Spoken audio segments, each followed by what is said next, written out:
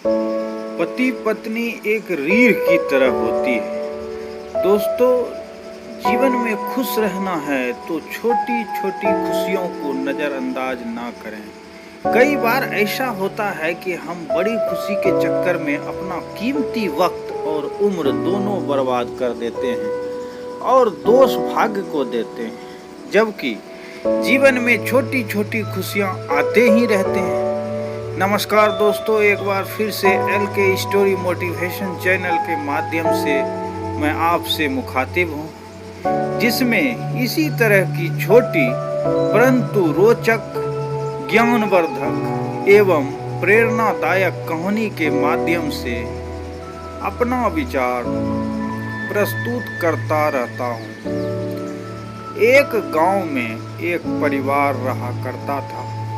उसमें पति पत्नी का एक कपल बड़ा उदास रहता था। उनके दिल में एक सोच ने जन्म लिया कि क्यों ना हम लोग खुशी की तलाश करें।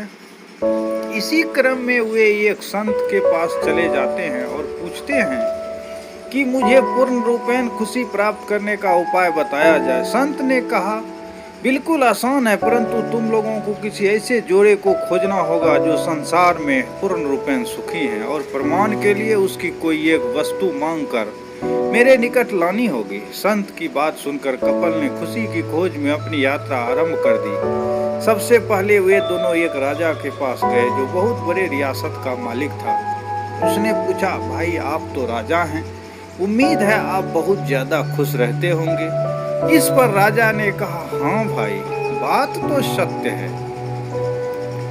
इस पर कपल ने पूछा, क्या आप पूर्ण रूपेण खुश हैं? इस पर राजा के चेहरे पर थोड़ी सी सिकन महसूस हुई और राजा ने बताया, नहीं भाई, हमारे पास सब कुछ है, परंतु संतान नहीं है। कपल ने सोचा, राजा होकर भी ये लोग खुश नहीं हैं। यात्रा के क्रम में अब पास ही के एक उद्योगपति का घर था।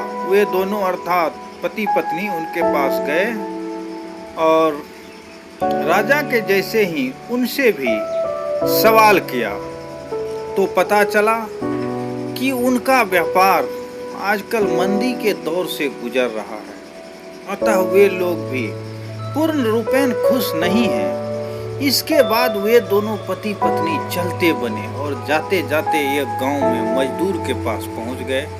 मजदूर बेचारा काम खत्म करके लंच करने के लिए पेड़ की छांव में बैठा था। उसकी पत्नी और बच्चे खाना लेकर उसे खिलौने के लिए वहां आ चुके थे। इस पर कपल ने अपना पक्ष रखते हुए सवाल किया कि क्या वह पूर्ण रूप से खुश है?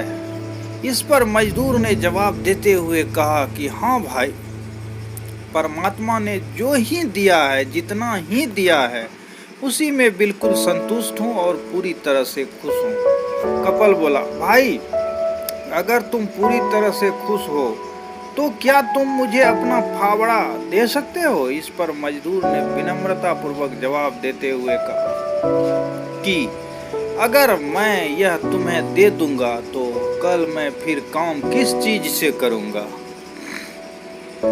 अतः मैं तुम्हें यह नहीं दे सकता।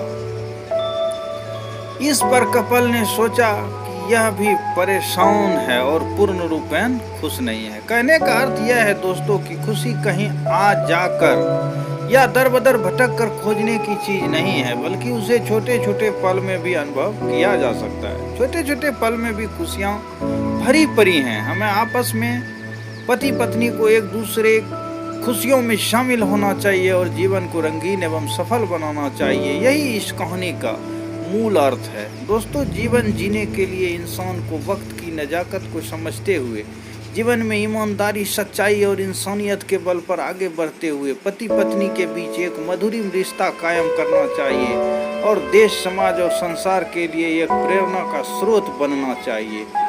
कहानी छोटी सी है, लेकिन कहीं न कहीं आपके जीवन में जरूर काम आएगी। धन्यवाद।